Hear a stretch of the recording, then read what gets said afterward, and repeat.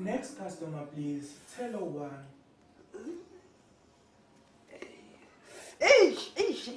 Ingane yami kade ngidonsa.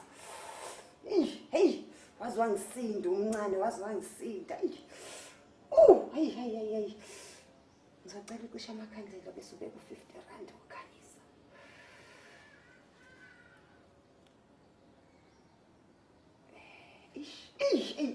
Ingane yami. Wazi wamncane waneyinkinga, wazi waneyinkinga. Hey, waba nesibongo. Hayi mina ngwakasithole makhosi.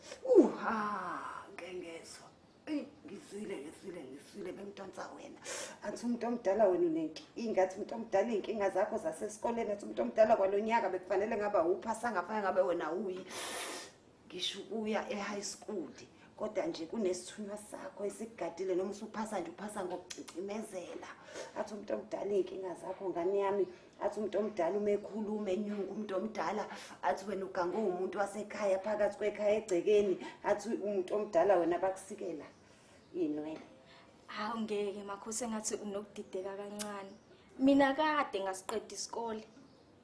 Kade ngasiqeda isikole futhi nje ekhaya mina ngizihlalela noma kuphela. Lo kweshiya amakhosi ayishiya ngizidwebele nje amakhosi kuphela. Angikaze nje ngaba neshiya lisikiwe. Ukudweba nje ilento abayibiza ukuthi i-makeup makhosi angikazi.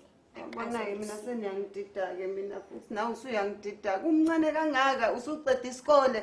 Awukudala ngaqeda. Kanti uneminyaka emingaki?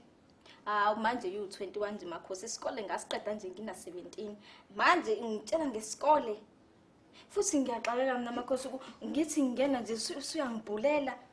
Angizange bengingazile mina nakuzobhula. Kanti kuzokwenzani ngoba phela isesikolweni la kuyabhulwa la.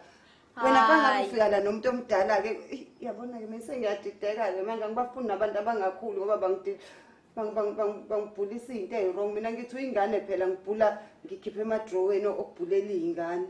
Hayi makhosi mina bengingazile ngaloko bandle bengithunywe nje uma ukuthi ngizoletha lo yona le mali le usuyifake lapha emabeleni ukuthi azokhokhela ngayo istokfela. Imali yami sengibhule kangaka ngimosha isikhathi sami kanti ngemali yami vele. Yebo.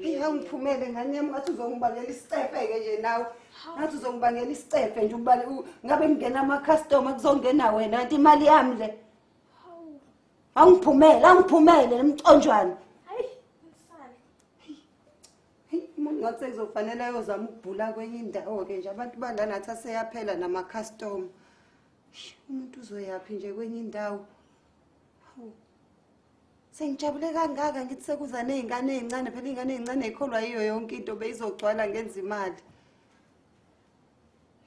Angisazi ke mina athi sengizoma ngibhuke online ke abantu manje ama appointment oba ngathi sekubheda kakhulu ngabe bezoyizela la ekhaya.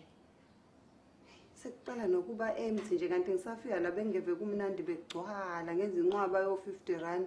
Buka nje namhlanje u50 wesibili lona.